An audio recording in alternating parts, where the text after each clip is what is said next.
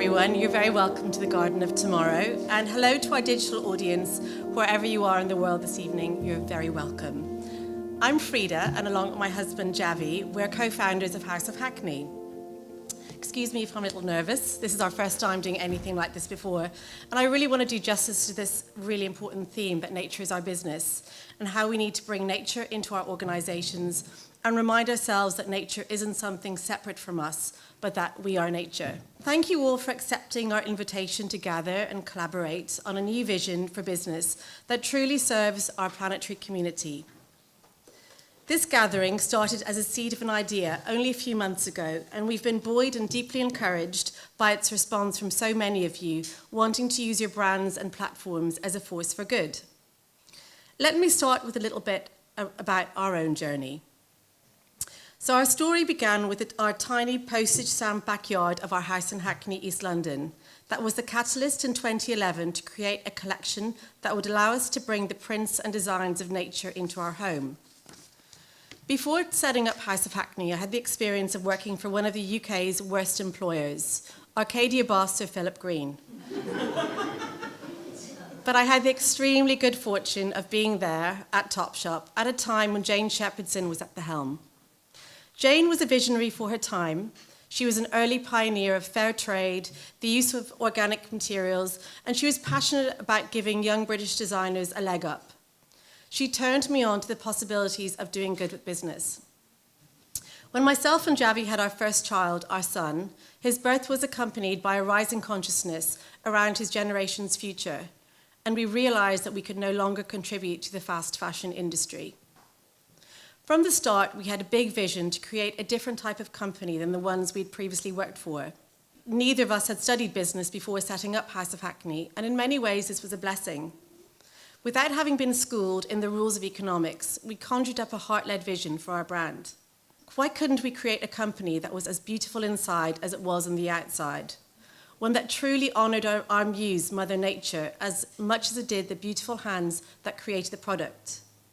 One that would support and champion local communities, Hackney is in our name, alongside our wider planetary community. The world didn't need yet another consumer brand, so this one needed to be different and have true purpose to it. Nature was our design muse from the start. We could only try to imitate her perfect forms and palette, but we couldn't take such endless inspiration from her without giving back. And over time, House of Hackney has evolved in its purpose to use its voice to represent the natural world we love so much and need to protect and serve. As founders of the brand, we humbly work for it to deliver on this purpose. This journey has taught us so much. As many of you will know, giving birth to and sustaining a business is an exhilarating roller coaster of a ride, similar to the raising of a child and the deep life learnings it gives a parent along the way. On paper, we are a fairly pioneering, sustainable B Corp brand. Year on year, we set ourselves higher targets as our level of awareness rises. We're learning on the job. Where we used to plant trees, we learned that protecting ancient woodland is even more important to our ecosystems. In 2022, we helped protect 170 acres of sacred woodland, thanks to our partnership with the Woodland Trust, and we proudly became a certified carbon neutral company. We give 1% of our sales to people and planet initiatives. We value our people and their work-life balance, and we were an early pioneer of the 4-day week 4 years ago. And last year we launched shorter winter hours for our team to honor our natural circadian rhythms. This is a work in progress, and as we become more aware, we need to step up further. As Maya Angelou so beautifully said, do the best you can until you know better. Then when you know better, do better.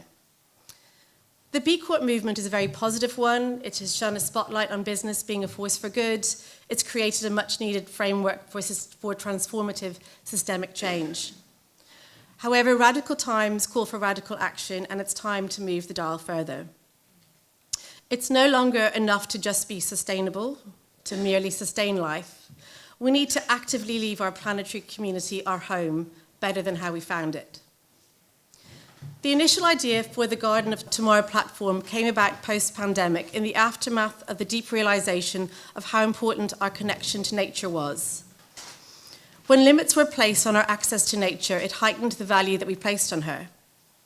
It reminded us of how important nature is to health and happiness and how fragile our ecosystems are and how we need to protect them. Although we were already on a sustainable business path, it accelerated us to look deeper at how we were operating and how we could deliver better on this commitment. The lockdowns allowed us to really start to observe nature and her cycles and seasons. And nature moved from being our design muse to becoming our teacher. There is so much that we can learn from nature. Nature takes just what it needs and doesn't exploit. Nature champions diversity of species through symbiosis. Nature fits form to function. Nature rewards cooperation and it doesn't value ownership. Nature runs on sunlight. In nature, waste doesn't exist.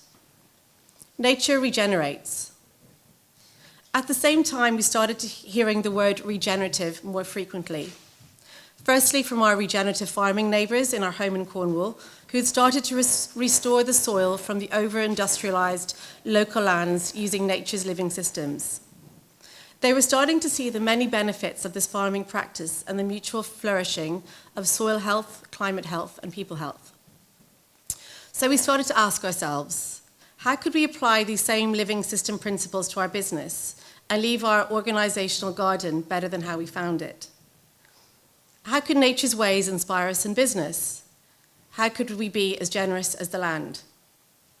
Around the same time, I dusted off an old copy of E.F. Schumacher's seminal book, Small is Beautiful, Economics as if People and Planet Mattered.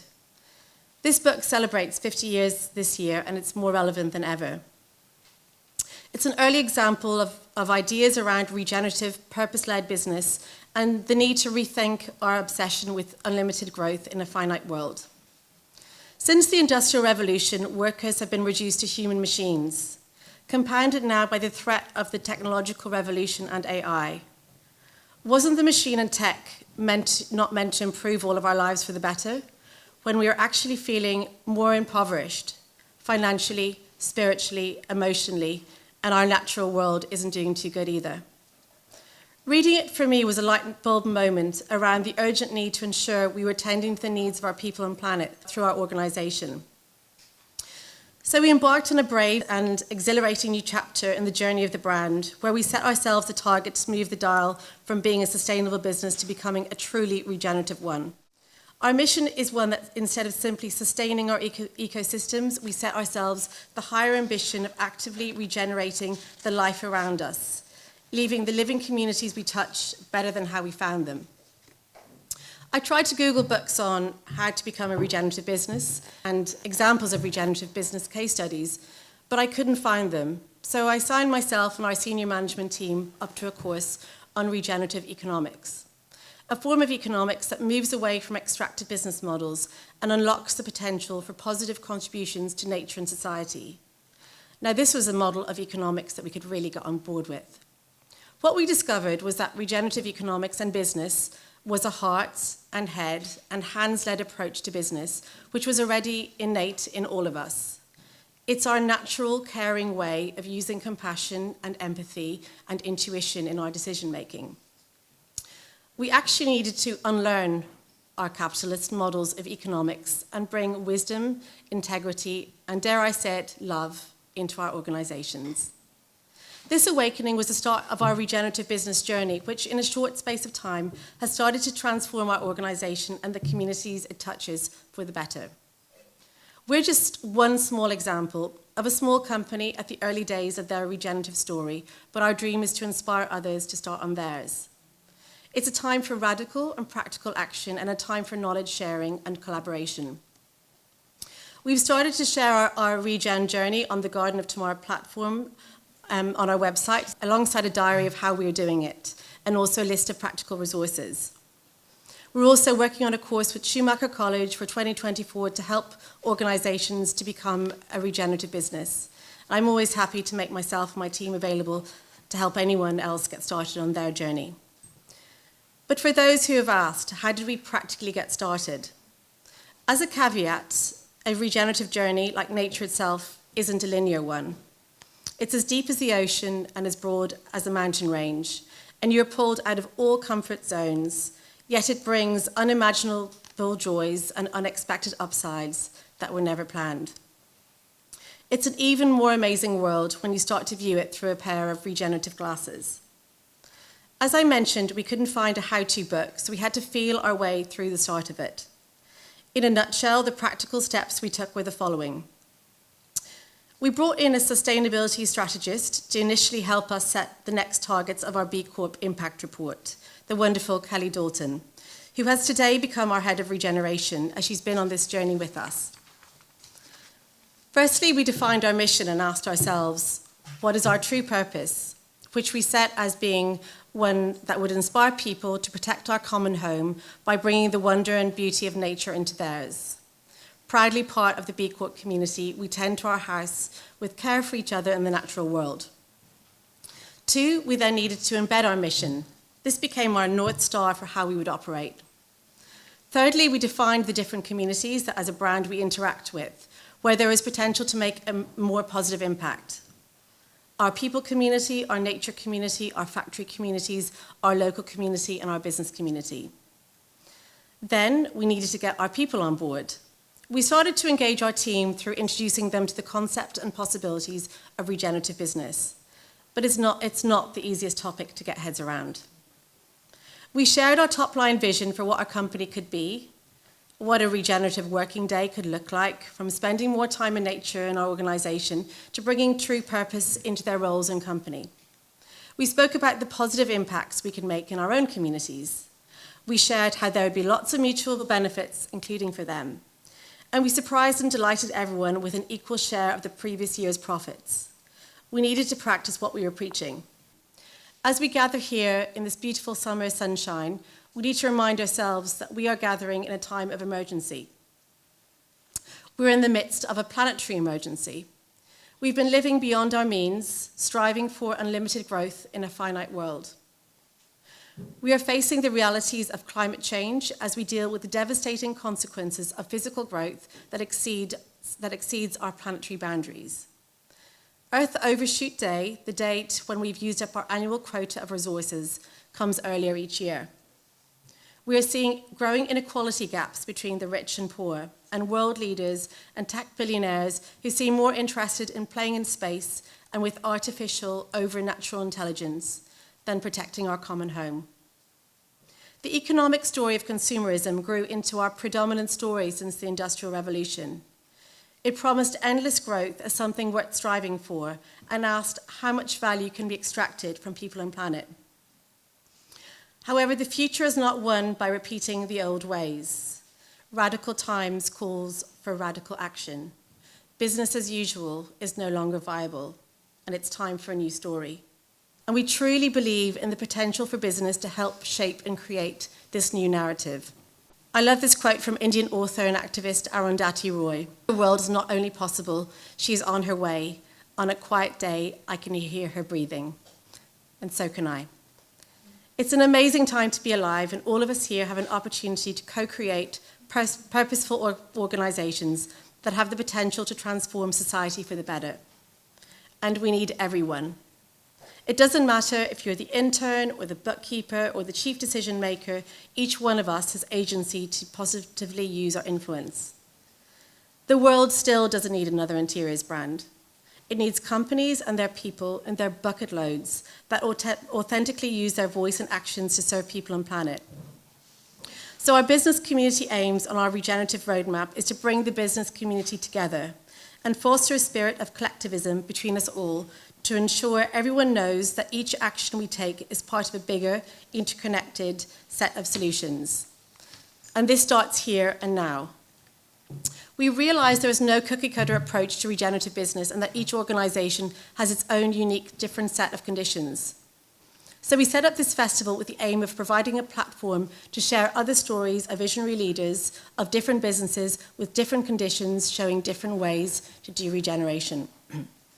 And this evening, we're very excited to spotlight some of the most pioneering brands that are using their companies for good and are shining examples of regenerative business, employee ownership, nature's rights in business, community give back, corporate activism, the 4-day week, biomimicry, the circular economy, and lots more important emerging themes. My ask to everyone here is not to prolong the change, but just start now. Start by being the change that you want to see in the world. It's already within us, and it starts with us. Remember that the rights of our times were all hard-won by individuals. If Rosa Parks hadn't refused to give up her seat on that school bus, if one small girl hadn't stopped going to school on Fridays to hold our politicians to account on their failed commitments to the environment, if Faith in Nature's visionary leaders hadn't dared to dream up a voice for nature in their business and ask themselves, what would nature say? Never doubt that a small group of thoughtful, committed citizens can change the world. Indeed, it is the only thing that ever has. Never underestimate the power of each of us. On your seats, you will find a small gift of seeds of change to help us plant our garden of tomorrow with. The flowers and ideas of tomorrow are planted in the seeds of today. So let's get started.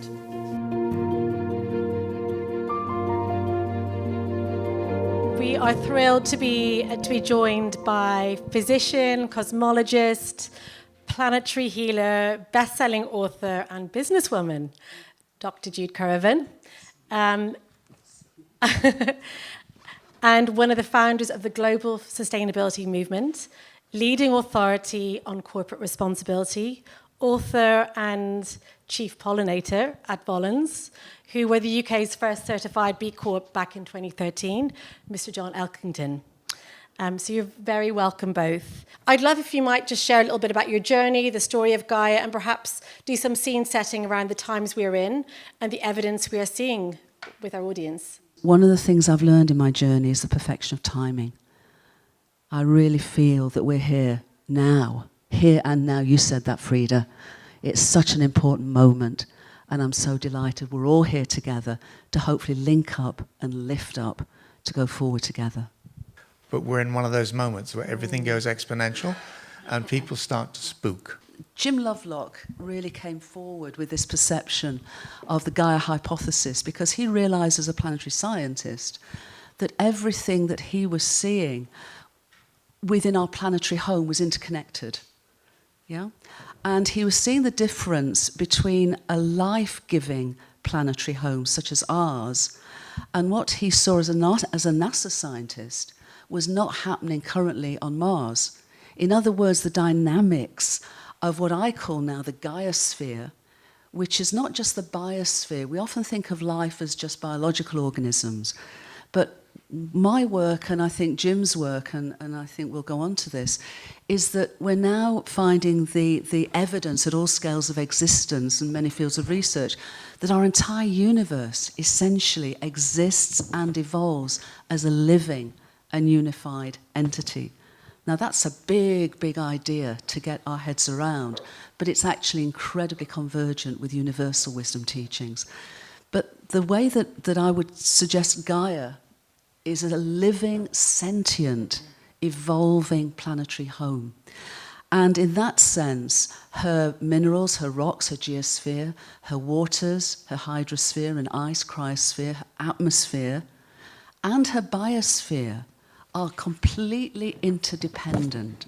So following Jim's seminal writings and work over the years, a few months ago, my most recent book is called The Story of Gaia, and the subtitle is The Big Breath, because what we're finding now is our universe, instead of beginning what we're all taught is a Big Bang. And it's got a gold medal on the front as well. My agent here, thank you. But you know, we're taught our universe, and by nature I'm going to suggest we consider that as the entire universe. Didn't begin nearly 14 billion years ago in what we're taught was a Big Bang. We know it wasn't big, it was tiny. But when we use the word bang, it's that connotation of chaos. And it wasn't. It began in the most incredibly ordered and fine-tuned way and has evolved ever since. So instead of the Big Bang, I like to talk about that moment as the first moment of an ongoing big breath. So the universe literally continues to breathe as space expands and time flows. Our universe breathes through us. You know, the ancient word for breath was prana. It was also the word for spirit. So there's something incredibly profound about the emergent and deepening understanding that our story is the story of our universe, and its big breath and evolutionary impulse is our breath in every moment, and our evolutionary impulse as part of its sentience. And so Gaia is also a sentient being within that living, evolving universe. And therefore nature is, Frida, you said, nature is us, we are nature, but it's far more than the biology of nature, it's the entirety of universal existence. It still surprises me that I spent much of my professional life working with people in very senior positions, influential positions in business, and pretending I know what I'm talking about. And going back to 2005, Hurricane Katrina, some of you may remember, hit New Orleans very hard. And a company called Walmart, most of you will know it, lost something like 100 stores overnight. And they decided that they were going to try and squeeze energy, carbon-based energy, fossil fuels-based energy, out of their supply chains.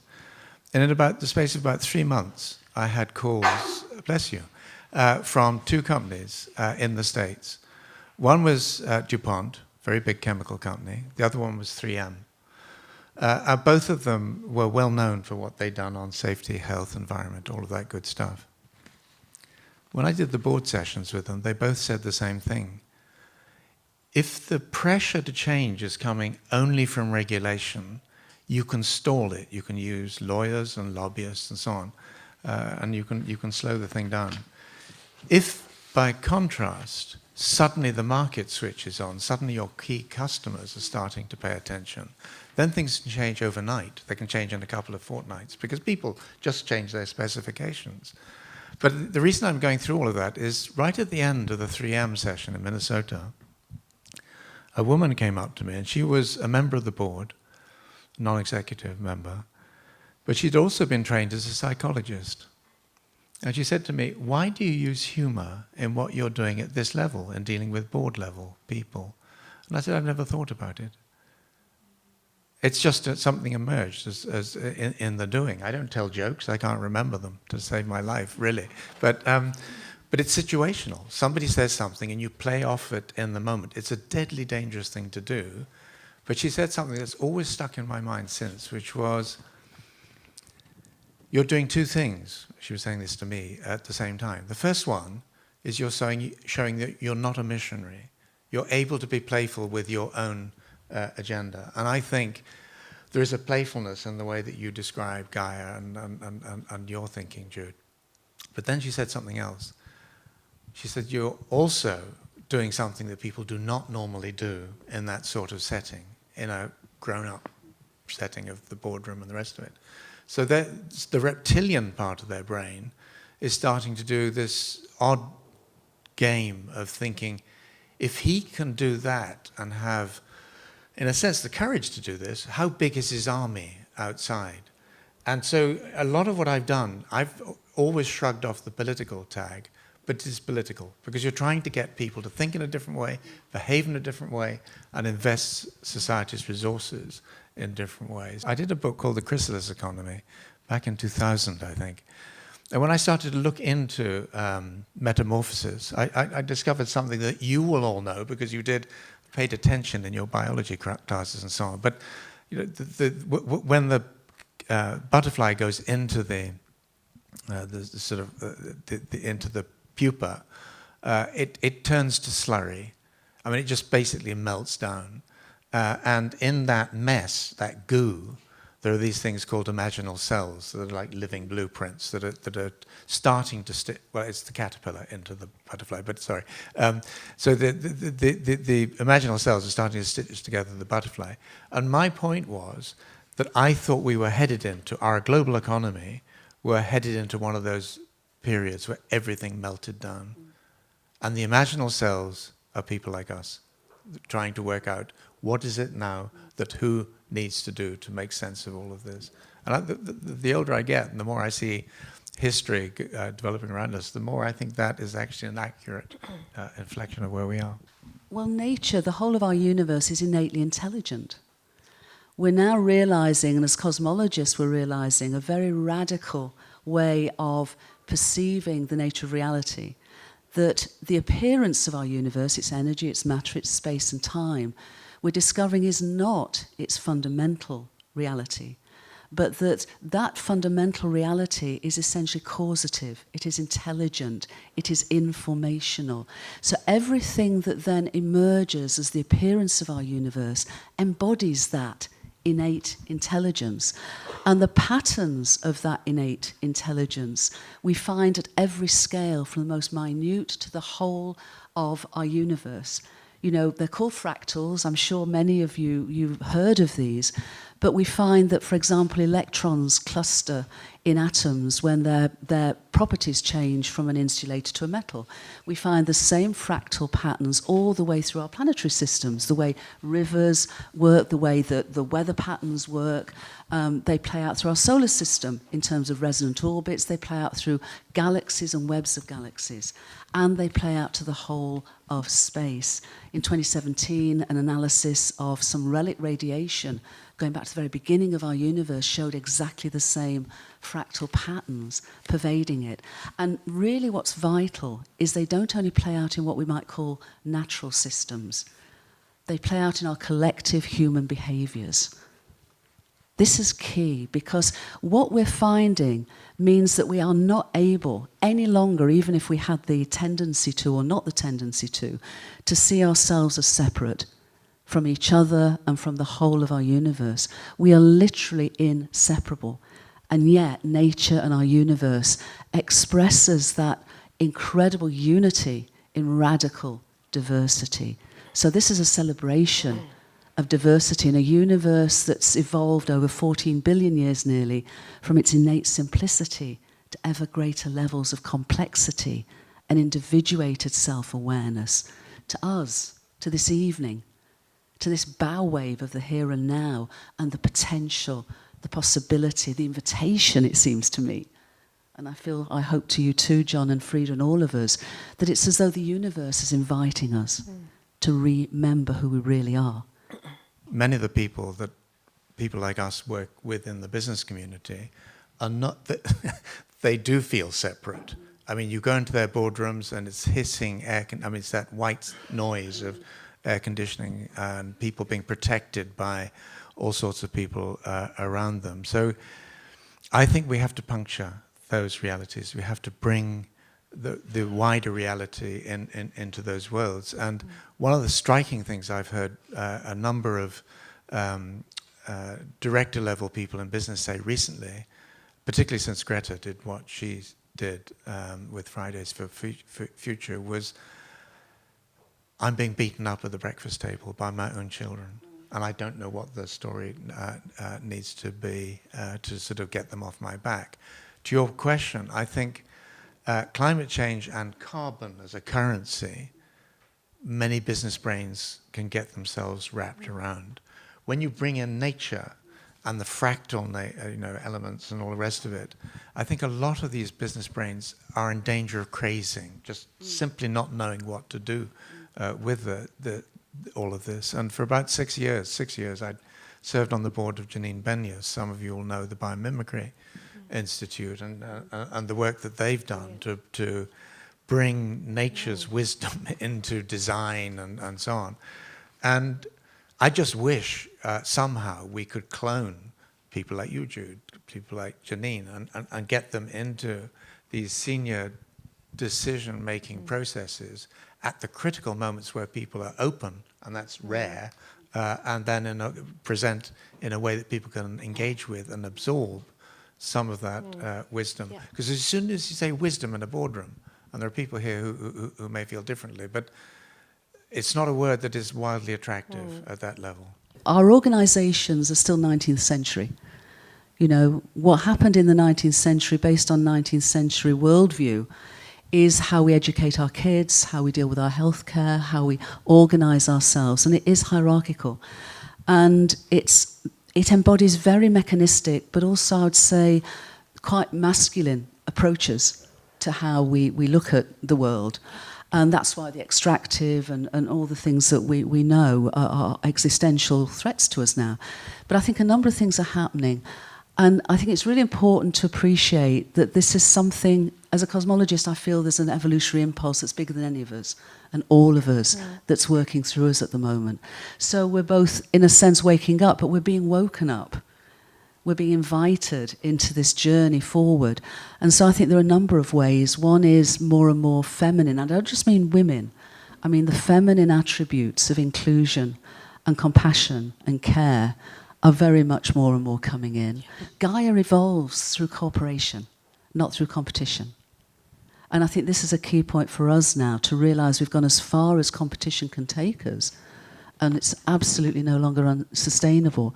And I think there's so many levels of evidence we have now that we can bring now to a conversation. But I think also, and I think you wrote about this wonderfully, John, in Green Swans, because you talked about the significance of a change of worldview, and how a worldview, if we see the world through a different lens, you said it earlier yourself, Frida, we make different choices. And we're now in a very emergent time where a new worldview is being born, and it's based on the evidence.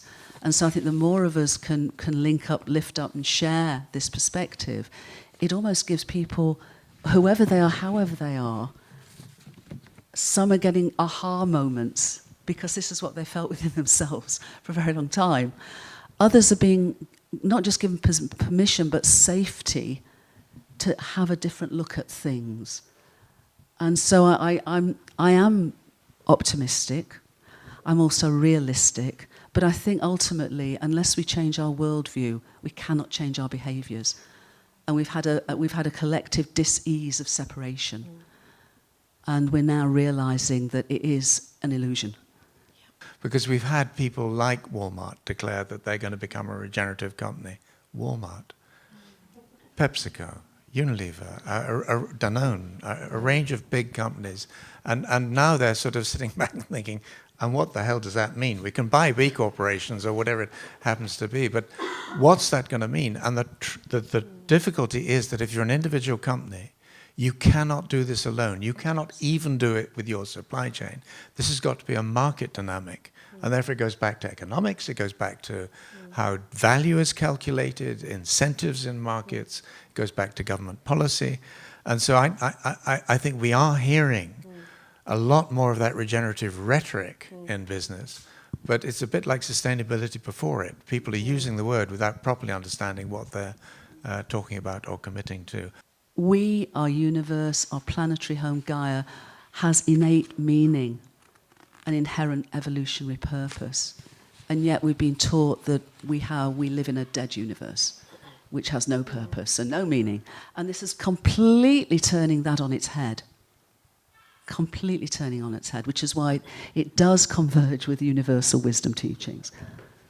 Because that's what they have been telling us for so long, but now we have the scientific evidence, if it's needed, and for some it's not, but for many it is, to actually take us forward on this journey. There's a generational shift happening where younger people are understanding that this is their future much more than it is my generation's future, and they're going to have to act because my generation, with some hopefully honourable exceptions, really hasn't. It's failed to act in time and with the necessary urgency and with the necessary effectiveness. So I just finished a new book where I conclude it by saying I've been 50 years professionally in the environmental and sustainability space now, and I think the next 15 years will see more change for good and ill than those 50 years to date, because it has to. We're on one of these inflection points where everything has to change, and very quickly. Yeah. Jude, you were asked to write a chapter on the future for a book you contributed to. What did it say? We can't tell the future. And whenever we try, we sort of come up with flying cars or, some slight iteration. It seems to me, and so what I basically said is that if we are able, as a species, to wake up, to literally remember we're inseparable, if we are willing to go through this birthing process, this metamorphosis process, of conscious evolution, then it seems to me that where we are now and our worldview, our mindset of where we are now is probably close to when I first learned to read when I was 3 years old, and I had no idea what was coming. And I don't think we do. But what we can do, it seems to me, is attune with this impulse, work on our inner awareness, our inner knowingness of our profound interconnectedness and interdependence with all life, with all nature, with the whole universe, and go from there and link up and lift up together. And I think that's the way forward. And we need a huge rush of fresh talent, new blood into the space. I think the B Corporation movement is very much part of that. And so, you know, I look around a room like this and I don't recognize most of the faces. And that is a huge, huge joy and privilege. As I said, the story of our universe is the story of ours, literally. The hydrogen in our bodies is as old as the universe. Just be with that for a moment. The hydrogen in our bodies is as old as the universe. Yeah? The water in our bodies and in Gaia's oceans and rivers. An analysis recently showed that more than 50% is older than the sun. We're not just stardust. We are the whole of our universe. It breathes through us. And when we know that in our bones, when we know that in our being, when we can bring that to everything that we do together, that for me, and I hope that for you, is transformational. And this is way beyond what each and every one of us does in business. It's what we do in our lives. It's how we live our lives and how we serve the good of the whole through that knowing that we are both unique and a microcosmic co-creator and the whole of all that is. And that's our time. It seems to me, this is our moment of choice. Thank you, G. That's incredibly beautiful and very profound. So thank you so much.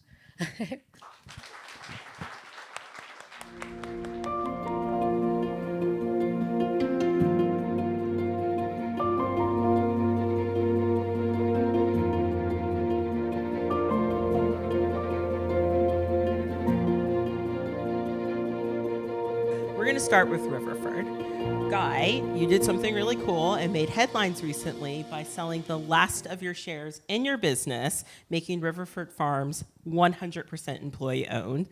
What was the inspiration behind that? Why did you find that it was important to break away from this traditional business model and move towards a shared profit model?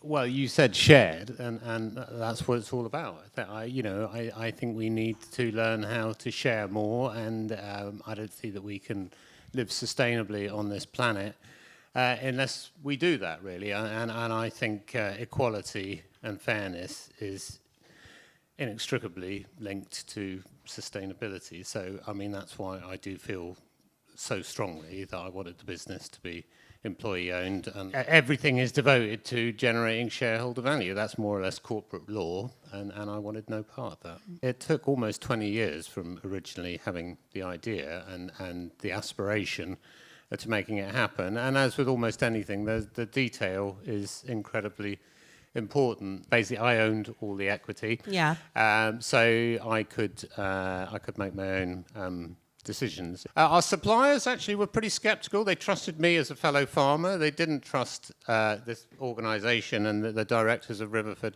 so much. Again, I think they do. Even the co-owners, the then staff, I think they were pretty skeptical as well. It was through a patient consultation, which I have to say is not something that I was born being very good at. So I had quite a lot to learn. So my counsellor, stroke therapist, stroke coach, the best thing that she taught me really was to, when I fuck up, to apologise quickly, publicly. And that turned out to be an extraordinarily powerful thing to do. And as soon as I demonstrated that I could do that, that I had that humility, it just spread like wildfire through the business. And we moved in a period of 3 years from being this very kind of macho. Okay, we had the aspirations but in terms of actual delivery, the culture was a very macho one, to being one which was, much more inclusive, consultative and forgiving of people's mistakes. Priya, you work in a completely different industry. You're in the fashion industry. And how do you feel that your brand is different from the mainstream fashion business model? Hello, everyone. That's a really good question. I think that for me, as well as thinking about fashion and environmentalism in a more traditional sense, so the materials that we use and where we get things made, my brand really focuses on this intersection of race and representation. So I'm Indian and Nigerian. I grew up wanting to be a fashion designer, loving fashion, seeing no one that looked like me, having a brand successful in the West. And I wanted to make a change in that. So my business not only works with better materials and better ways of manufacturing, but I really believe in representation, especially within fashion. It's really, there's a big narrative so much about environmentalism being separate from the social side, but it's really one big ecosystem, right? So we can't survive without nature. I mean, nature could probably do without us, but we definitely can't survive without nature. So I think that they have to go hand in hand. So when I'm thinking about where we're going to make something or a strategy around something, I'll be thinking about how does this decision affect the people that are making it and their community, or as well as the carbon footprint of a material. So I think that one thing that I don't think that people talk about enough is the human side of environmentalism and sustainability, preserving cultural histories or not exploiting people from different places and all that kind of thing. So for me, it's all one and the same. And we just try and do our best with each decision that we make to work fairly in those spaces. I feel like we're in this place of transition, right, where people are starting to really understand the holes in the system, right? Mm-hmm. But they're still not getting that buying a jumper from you that they have saved money for is employing people, and it's upcycling and it's doing all of these things. And granted, not everyone is going to be able to save. We know that we live in that world, but I think that there are too many people who maybe have the opportunity to and still kind of go for the cheapest possible option. And maybe that's kind of gotten us into this thing. And one of the things that I try and do is get people to talk about the value of things. Mm-hmm. What do you value? I mean, I don't want to speak, one of my employees is there, Sanjula.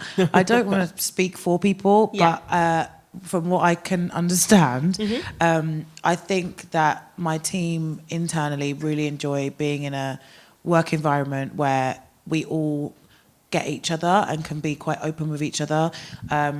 Everyone feels seen and heard and respected, which is nice. It's also fun. We actually have a lot of fun most of the time. People will say that the brand has had a huge effect on their life or their aspirations. It inspires them to try something that they've been dreaming of doing, or they feel really represented, or they're happy that our cultural stories are being listened to in a high-end fashion space. So it's it's lovely. It's very heartwarming, and I feel really proud about it. Let's talk about regenerative hospitality. Can you tell us what that is and tell us a little more about what you do? So my restaurants are organic to the core, everything we do. I talk about the conscious compromise. So everything we do, we look at, and we consciously decide whether we can do absolutely the right thing that we want to do, or whether we have to compromise in order to function, survive, be a business, make money. And I think it will always be that way. The businesses that are small and innovative will be ahead of the curve, and then whatever language is used to describe what they're doing will be co-opted by someone who is not doing the right thing. But what's great about that, though, is it shows that the citizens of this country, of the planet, want that. They want regenerative, whatever it means. They want organic. They want sustainability. So where's the regulation around that gives us the solutions? People lap it up. Values is one of the biggest marketing strategies. Ethical business has to be better, sharper, and actually in some ways more profitable, but at least not more profitable, but at least sound in its profitability. People and fashion students, I always say this, but if you're not sure where your part is in any of this, remember that the world is rapidly changing, and the job that might be the perfect job for you might be one where you're having to see a problem and realize that perhaps you can be the solution to it. What was your decision to set up the Finister Foundation, and how did you go about setting it up?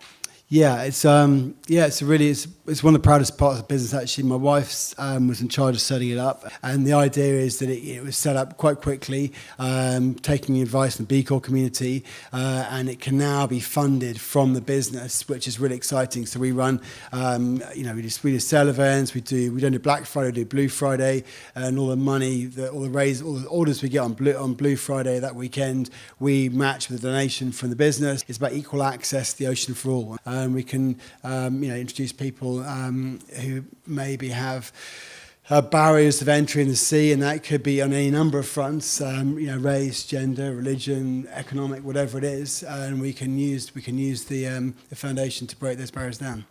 So Cressy, you co-founded your luxury accessories brand, Elvis & Cressy, in 2005 as a solution to giving new life specifically to localized waste streams.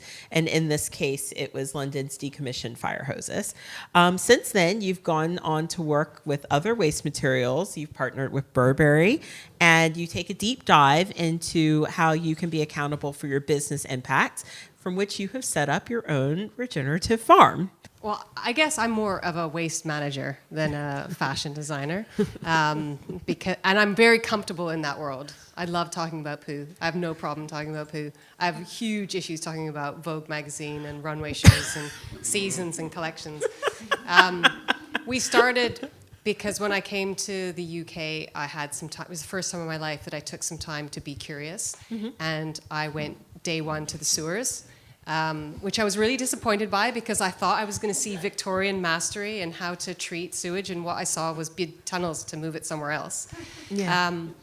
And then I went to lots of landfill sites, and then I spent a lot of time in the British Library trying to understand waste, and I learned that there was 100 million tons of material going to landfill every year in the UK. And then I went back to some more landfill sites. By this point, I was addicted to methane, because that's the gas that just keeps coming and hitting you. And I found a fire hose, and I thought, why is this here? And then I called the London Fire Brigade, and they said, well, come to Croydon, because that's where all the hose goes to die. So I went to Croydon, and then I fell in love with this beautiful material that is nitrile rubber. We did this really great thing. We rescued fire hoses, and we give half the money to firefighters. And because we have always done that, we had brand ambassadors to the tune of 66,000 firefighters. So then I went out to look at what was next, and I looked at, we collect 15 different waste streams now. The model is always the same: rescue, transform, and then give half of the money to charity. And our biggest, by volume, second material is leather offcuts. We collect those from Burberry through this long, long partnership. And then half of the profits go to Barefoot College, where we train women to be solar engineers. And my proudest moment as a business owner was when we built our own sewage treatment system. We do these big collaborations with bigger houses, let's say. And our intention in those situations is always to be the fly being really annoying in the nose of the bull in the china shop, because we want to bring that system down. And we have wanted to do that since the beginning, just by showing that there was a much better way of running a company in this space. I haven't asked Javi anything. Tell us about some projects that you're really proud of. A couple of years ago, we sell cushions, and they were stuffed with feathers, and I was like, why are we using feathers? It's like cruelty to animals. Everyone knows that story. So I was like, well, why don't you just go stuff them full of wool? Because obviously that's amazing. All the benefits of that. Don't have to go in that. And now it's become like an industry trend. It's only us that will change the industry, because we're the ones asking these questions. And it's so important that as designers and as people, that we keep challenging these questions back to the manufacturers, back to supply chain. If we keep all pushing, it will actually change. And I've seen that one step change, and it changed the whole cushion industry. We need to actually look at everything around us and go, how do we change what we feel and touch? And what is the purpose of all this? Do we need this shit? Everyone has a little change to make, and I think if everyone made that little change, we could move a lot faster and a lot quicker, and actually say no to a lot of things. And power of our own voice, and power of brands, and power of everyone here. We're all in a room together, and we're here because we all believe that shit needs to change quicker. We're in a world of challenging economics, and it's a shitstorm out there, but we have to protect one another. and like giving time back to people and letting them have their decompression time, for me is like, you know, is a personal level. And I think if we can go down to personal level and treat everyone with that change, and we can all implement it. And you know, time is precious. That's our time. It's everyone's time, and that's the most important gift we can give back to people. It's not about money. It's not about anything else. It's people's time to spend time with themselves. There's a really good diagram by this, like a business psychologist, about the emotional journey of doing anything really good or worthwhile. And you start off and you're like, oh, this is a great idea, it's amazing. And you kind of go down, it's like, oh shit, it's a bit harder than I thought it was going to be. And then you get into what's called the swamp of despair, the bit at the bottom where you're like, oh my God, but you keep on going. And if you have that belief in what you're doing and that sort of higher purpose, it kind of gets you through the swamp of despair, and then you kind of get out the other side, and then you kind of, you make it, and you go through these challenges, ups and downs. And I actually gave this to people at work, and then I came around later and people like put it on a wall, and loads of people were in the swamp. And then the idea is you then help people across the swamp who've been there before. So there's a collaborative sort of like purpose where you help each other. So yeah, it is hard, and it's got challenges, and we just get into grips with them every day, new ones as they present. Yeah. I think humanity is very, very important in the business. We talk about it all the time. We're all human, and we operate as humans within the business. And we have a set of rules that the business operates by, and one of them is the 9 noble rules to work by. And it talks about your work-life balance. It talks about the fact that you can bring your home life to work, bring it in, and we'll help you. We'll talk about it. And we do. The whole team is profoundly supportive of each other. However, you can try and write down as much as you want about, you want to change the world, you want the people you work to be working along the same sort of lines, but I feel quite conflicted about actually telling our suppliers how they should run their businesses. And I do actually argue quite a lot with the team there. But the kind of arrogance of a buyer going and telling someone else how they should run their business, maybe in a different country. I mean, yeah, it's kind of, I had that from Sainsbury's. And I ended up, I just wanted to punch the guy's lights out. He didn't know what the fuck he was talking about. And he was trying to tell me how to run my business. So I think, to have that sort of arrogance, and if you become in a position where you have power, Riverford buys £40 million worth of vegetables off farmers around the UK and Europe. And that power can easily be corrupted. Abused. Yeah, the power goes, it becomes arrogance in a buyer's mind, and before you know it, they're behaving in a bad way, and that can extend into a kind of eco-fascism that they think they know best about what should be done on that farm as well. And I think humility is No, this is a important. good point. I think there's room for, collaboration, but also like recognizing cultural differences and recognizing that people in that country there know better than we do, maybe here. And there's a lot to learn on both sides, basically. Points there. So my last question, what is enough as a business owner? What does that look like individually for you as a business owner, for you with your life? What does enough look like for you? If you try to buy 2 belts from me, I will not sell them to you because you only need one of my belts ever. And if you grow, I will grow it for you. And if you shrink, I will shrink it for you because you don't need 2 belts. You just need a flexible manufacturer.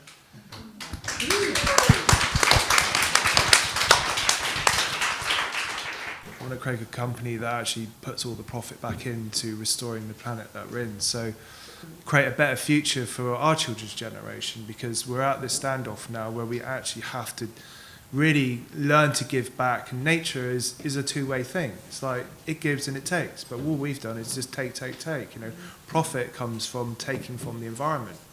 That's where true profit has come from, and no one's given it back. So for me, I'm like, we need to, I need money. Money makes the world go around. We need to use it in a better way. One thing we need to all sort of consider is, as well as all of us taking personal responsibility and talking to each other about it, which is extremely important, it's big business that makes the huge impact and makes the needle move. Like, why are we not talking to P&G? Like, all of those, if you go into Boots, all of those bottles made from plastic, like, it's I just think sometimes I just basically, I don't know what my answer is. I'm saying I just There's sometimes a spot feel, for regulation in this. Yeah, regulation, but I sometimes feel like we just need to not always talk so much about what we can do as individuals, which is important. Yeah. But it's like, it's a drop in the ocean compared to the people we need to really be going on that. It's called micro-shaming. Yeah, it's shaming. And It's so annoying. But I also Sorry, people that I grew up with would not be able to like even. They would not even feel sort of like involved in this conversation. So I feel like, I don't know, I think through my work, I just want to stop villainizing people as well and make this a conversation that people actually want to join in. But I do think that there is still a point where we as people have to hold ourselves a little bit accountable. Like for someone like me, right, there were time periods where I could say like, oh, I can't really afford that. But like, was that true? Not really. It just meant I was pissing my money about at H&M. And like, I try and talk to my peers at that level because I know that the mom who has 4 kids and is a nurse isn't going to be able to make a different decision. But I feel like, unfortunately, too many of my peers at that level are going, well, I can't afford that. I just think we need to think about it in a more, I think we need to think about it in a more social way. Like if we think about socialism or even libertarianism in some forms, like we need to look after people that don't have the means to necessarily look after themselves in the same way. So that's why I'm saying that like I think we need to give people a bit of grace and just go after the big. But how do we inspire people to actually go after the big corporations if we aren't making a few changes ourselves? We all have to do that. But yeah. I'm just saying. I just think it's important for me to mention it as a part of the conversation. You got it. There are other countries with much more equality. You know, I mean, our equality is horrific in this country at the moment, but you still end up in that same scenario. You have got the money and you make the wrong choice. So, but I think I talk about micro-shaming all the time. I think it's bloody appalling. You know, the government telling us that we shouldn't be using plastic straws. Do you know what? It's your bloody problem. You're the regulator. You deal with it, and don't tell me I'm in the wrong. It's not our fault. It's their fault. They're the ones in charge. If my business is doing the wrong thing, it's my fault. It's not my team's. I'm the one in charge. It's the government. I'm totally with you. But how do we? Okay, but. How do we get people past the point of saying it's the government and ends there? I think it's incredible. The behaviour of the very wealthy is incredibly important here. Yes. This is what a lot of people aspire to. Is that sort of grotesque wealth. And I think I'm right in saying that the richest 1% cause 50% of climate change. I mean, it is absolutely appalling, and they should be totally ashamed of themselves. How often do you hear rich people say things like, oh, anyone could have what I've got, they just have to work hard. Right. I mean, fucking where we hell. know that there are structural really, issues in our society where that is simply not true. It's a man, but you get used to it. You surround yourself by people who have that sort of Right. stuff and who have those sorts of values. And before you know it, you've normalised it and you've locked everything out. And it is that, if we are going to live sustainably on this planet, we need to learn to live together. And I think it's incredibly important, if more politicians got public transport and actually rubbed shoulders with a few other people rather than they might have a better understanding of what the issues are. Yeah, it's the behaviour of the uber rich and powerful, which is doing so much to shape the world that we live in a tragic way. And most of England is made by small businesses. So if all the small businesses and all the medium-sized businesses got together and it's changed, then we don't have to deal with these idiots because the big business will not be there anymore because the consumer has changed. We have to change consumer thought and process, and all the little businesses, we're actually doing this. This is why we're all here today. So those big businesses will just either die out or they'll have to change their ways. So England is made from amazing small businesses that are privately run and is the backbone of the whole of England. We just get trampled on. But it's time to fuck off and we fight back, which we're doing. And we're not consumers, we're citizens. Yeah, we don't.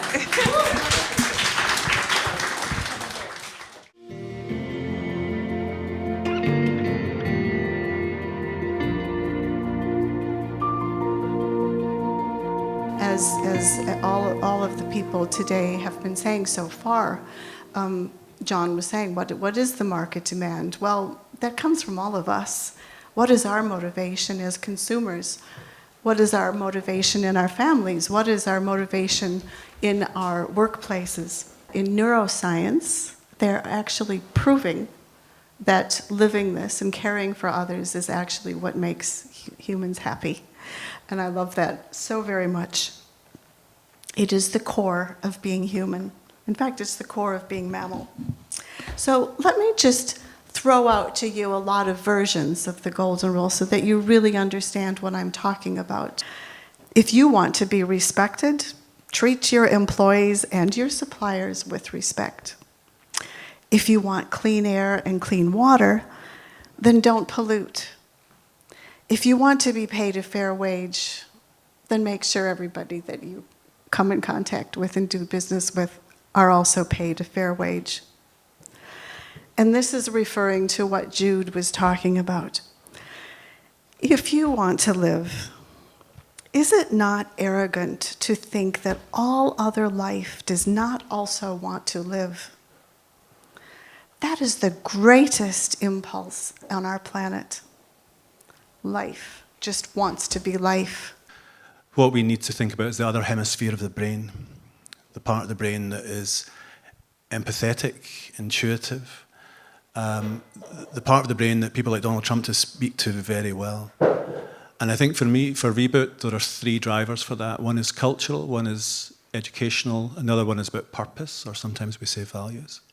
So a conversation is in itself a regenerative undertaking. So what would that conversation with nature look like? There was in lockdown, one of the guys at Netflix said, our only market competitor is sleep, right? And then this week, when Apple launched their visor, I think you maybe saw that, somebody said the only market competitor is having a conversation with your friends. What I'd like you to do is turn to the person on your left or right. And the first question is, can you describe how humans might act and choices they might make if they saw themselves as equal to all other life?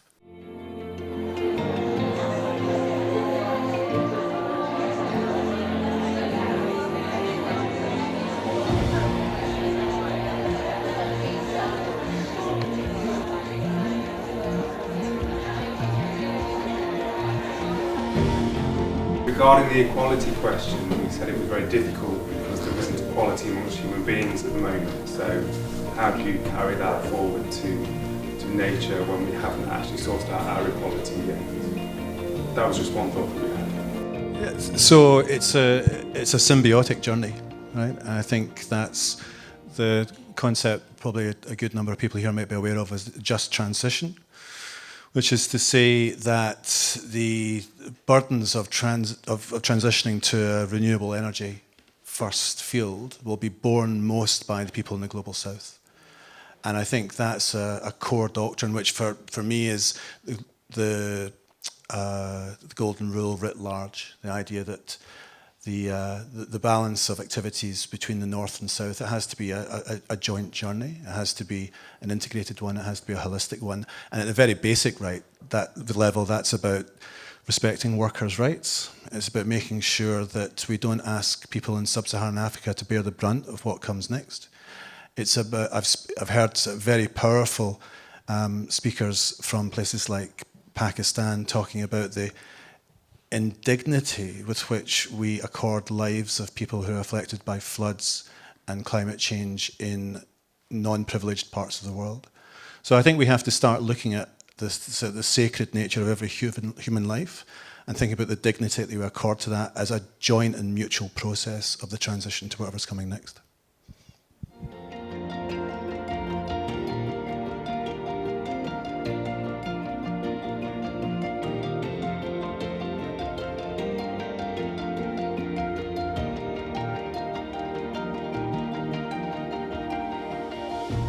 So what led to this idea?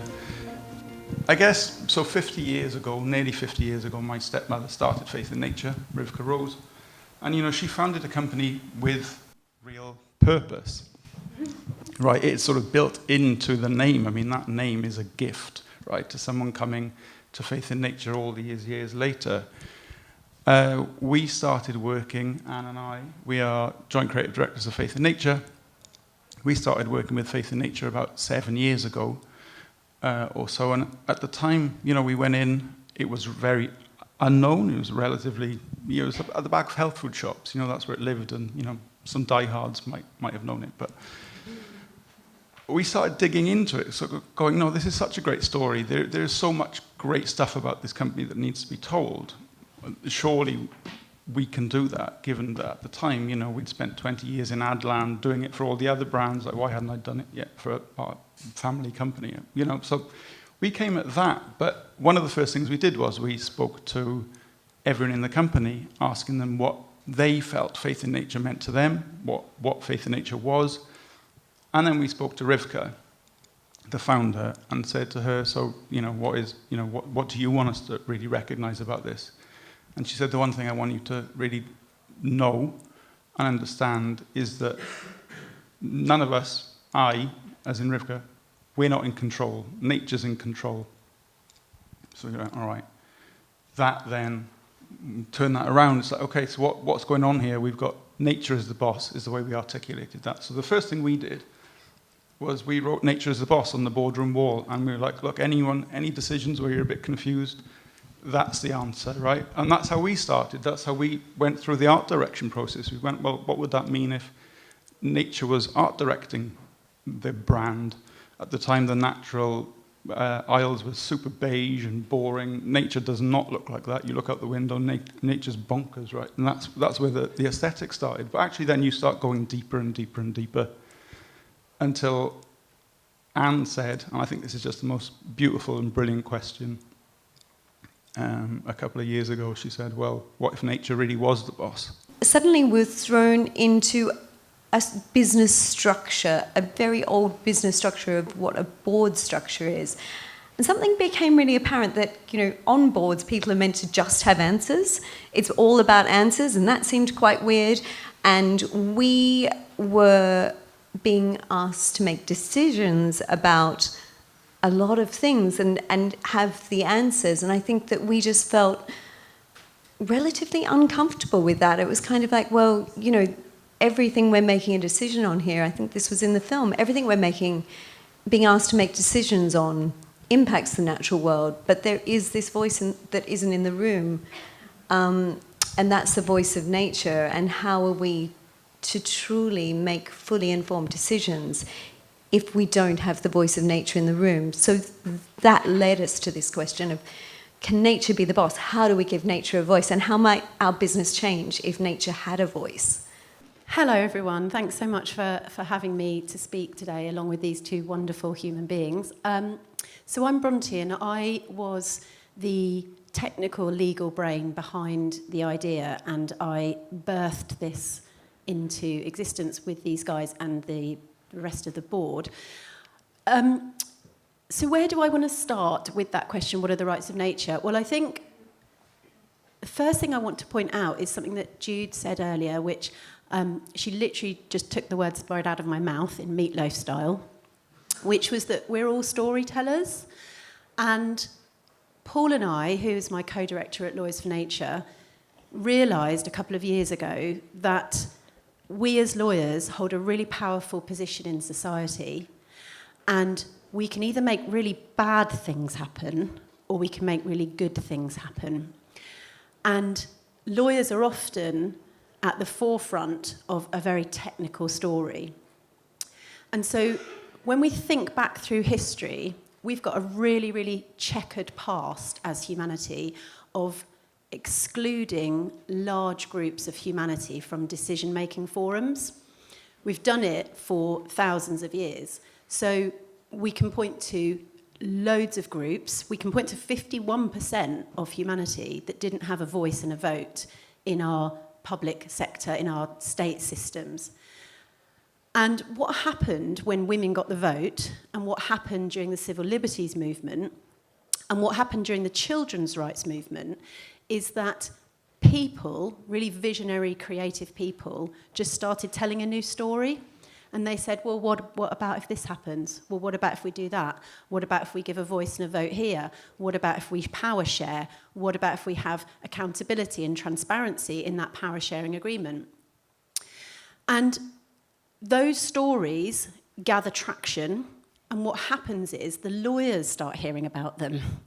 And what you hope is that the good lawyers start hearing about them, not the bad lawyers, because when the bad lawyers start hearing about them, they just trample all over them, say, absolutely not, far too risky, stop it, and we won't go into any more of that. But with rights of nature, if you think about it, there has never been a time in history when we have told a new story about a voice and a vote, told a new story about power sharing, told a new story about accountability and transparency, And the group that we're telling that story about, there has never been a time when their lot has got worse. So it doesn't happen overnight. There is absolutely a transition period. But what happens is bringing someone into a decision-making forum, such as women, such as people of colour, such as children in a court of law when you're discussing their healthcare or their parents' situation, generally you get to hear their lived experience. You get to understand that there's a different viewpoint in the room. Or sometimes you just get to realise that you should shut the F up and listen. Nature has never before had a voice and a vote on a corporate board, but these guys have just done it. And what that does is it starts to tell a new story about a bag of rights, a bag of constitutional rights in a decision-making forum, and it starts to give people hope, and it starts to make people think, well, what if? What would happen in 10 years' time? What will happen in 100 years' time? What would it look like to channel the voice and the vote for nature in a democratic system such as a state legislator? And so this action that we did is simply starting a new chapter. It's starting a new story, starting a new book, just like we would have done around a campfire 1,000 years ago. And the whole point of us three coming here and talking to you about it tonight is to get you on board with that, no pun intended, and get you to spread that word in ways that you think have integrity and are meaningful for the voice and the vote for nature. I'm glad I got a really big round of applause. It really, I mean, yeah, absolutely, right? Complete common sense when you put it like that. The next question we get asked a lot, was it hard to convince the board? And I think what people are really asking when they ask that is, but what about the profits? And to go back to the first bit, was it hard to convince the board? Well, if you sort of think back to why we did it in the first place, it was because we didn't feel qualified or able to make those decisions that impacted upon nature without also giving nature a voice. Given the company we are, was it hard to convince the board? No. The board, when we took it to them, literally said, please go away, figure out what that is and come back to us with the answer. That was how little friction there was for that particular part of it. Regarding, but what about the profits? Well, it's really the same answer. You know, we didn't bring nature in necessarily to be a police force there to cripple the business. We brought nature in to give us a better understanding of the decisions we were making. So I think you need to start reframing what we've done, and that's actually that's the most important part in all of this, is giving nature that voice so that we can all better step into that role ourselves. There's also certain insanity in asking, but what about the profits? As if that must necessarily mean you're going to choose that, even though you kind of know it's at the detriment of the natural world. I mean, that's kind of crazy in itself. How does it work in practice? Well, how does it work in practice for faith in nature is one question, and how might it work in practice for other people is something else. I think the most important question we can ask is, how does it work in practice with integrity? That's a really, really key question.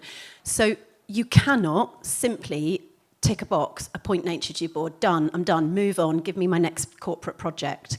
You just cannot do that, because there are too many people watching that kind of action, your employees, your creditors, your other directors, your press, your PR, and they're saying, well, how did it change things? What did it do?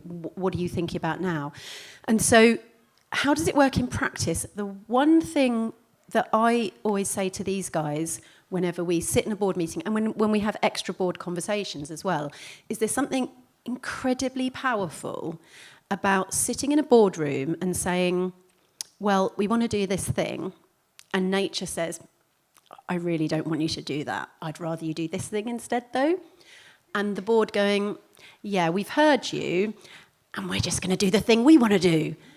There's something really, really powerful about facing that kind of existential crisis, that kind of question as a human being, and having to face up to nature and look it in the eye and say, we're just going to carry on, business as usual. So how does it work in practice? It works because it's not just about the voice and the vote, it's about the fact that nature's in the room listening to everything you're saying and everything you're doing, and there's an accountability, an air of accountability in the room where you cannot wholeheartedly just carry on doing business as usual. The way we set this up is that we have a committee of experts, we have a fund within Faith in Nature to access at any time to speak to a committee of experts. But also we appointed a dual appointment via a corporate. So I said to these guys, don't put a human on your board. It's too anthropocentric. Put a corporate, because remember that's just a made up entity anyway. Put a corporate on your board and then appoint 2 humans within that corporate to go and speak. And so that's what we did. The framework was designed from the beginning that it wouldn't just be you, and that in fact the voice would rotate in and out, that you bring in different perspectives, that, that different wisdom. You said people are scared of the word wisdom. Actually, that is necessary. We need to find those wiser people to bring into the boardroom, and actually that's what this position allows for. It means that many different people can feed in as this one voice. Remember, nature is the director. Nature has the one voice and the vote, but there are many mouthpieces through which, our wonderful humans can be conduits to a much wider net of expertise or experts. So what changes have you seen? I think this is really, really fascinating because, first of all, we can say that Faith in Nature is still a profitable company. So putting nature on the board hasn't ruined the business. It's, it's still going really well. But I think the really important changes to talk about, first of all, start with our reason for doing this in the first place, of how do we make decisions that take the natural world into account? We're doing that. We now have a voice and a vote for nature. We now have board meetings with nature in the room where nature's voice is heard and represented. And so that has changed the dynamic and made the decision-making process a lot easier because we can hear this perspective. We can have full information. We can see how nature votes, and we can use that as part of our own decision-making process. And then I think it's quite interesting to take it further because the boardroom is a small group of people, right? That's our group of 11 people in a boardroom. But Faith in Nature is a company of around 100. So how do we take that further to everyone? And I think that's always been really, really important to us, of how do we take this nature on the board and the rights of nature movement through the whole company. And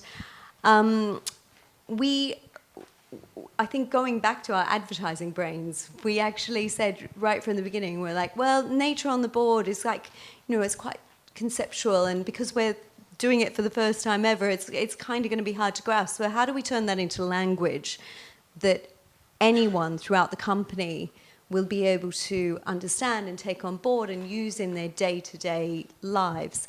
And so we took the idea and we turned it into a line, and the line was, hey, what would nature say?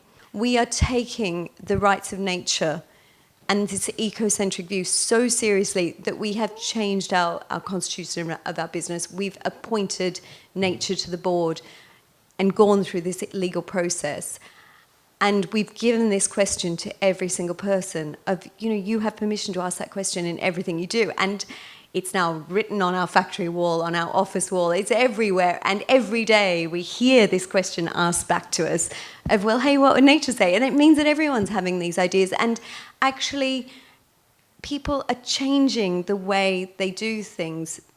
So actually, by the time we get to the board, it's easy, right? Because the culture has changed. Nature encourages, the better version of business and ushering companies like this into capitalism 2.0, but it also accepts that these guys have people that work for them that need to get their salary and need to feed their children. And when we talk about the humans in the company, we also understand that they are part of nature and that they do need to survive and ideally thrive. And so the fact that they're still profitable or even more profitable is excellent. And, we think that's something that nature is pleased with because it allows their employees, who are a key stakeholder group, to thrive. And so nature's not a tyrant is one of the messages we often talk about between ourselves. So yeah, just wanted to add that into the end. How can other companies do this, and is anyone else doing it? So when we started the whole thing, it was really important to us from the very beginning, very early conversations, with Paul. I remember having this conversation specifically, saying, look, if we can crack this, fantastic, but if only we do it, it's a novelty. It's really powerful and meaningful if everyone else can do it too. And so part of that is actually just sharing, right? So we agreed early on that once we'd figured out how it would work for us, we would share what works for us. We've open sourced what works for us, but every company is different. So in short, I think you can look at what we've done as a template, but to make it work for you or your companies, I would say speak to someone like Lawyers for Nature. And plenty of other companies are doing that. But what's also really important is that you came along here tonight and you stayed and you listened. Because, as I said to you earlier, us sitting around a campfire like this right now, having this chat, it's really important that I've said enough to you tonight for you to go away and go, that was really interesting. And I do actually understand that nature should have constitutional rights. Because when you think about early adopter research, it shows that you don't really get that tipping point until 17% of the population understand that this is a key thing, we all need to be doing it, we all need to be talking about it.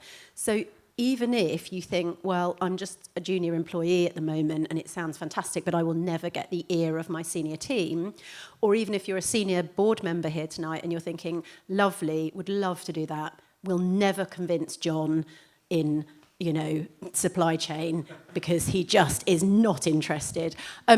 That's also fine, but it's about the conversations you're having, and it's about taking this information away and saying, I learned about rights of nature tonight. I understood that things get better when nature has a voice and a vote, and we have those conversations. And so that's just as important in some ways to start thinking about systems change, culture change, and let's just start pretending that nature does have a voice and a vote. What's the worst that could happen?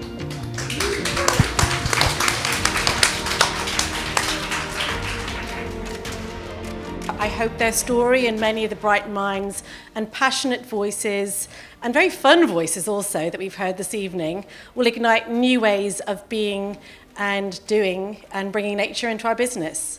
And that we start asking ourselves, what would nature say throughout our companies? Because nature is our business. And thank you to our generous guests who've been so giving of their time and spirit. And thank you to our wonderful team who've pulled this evening and tomorrow this whole gathering together in record time. So we could just have a little round of applause for everyone who's been involved in this.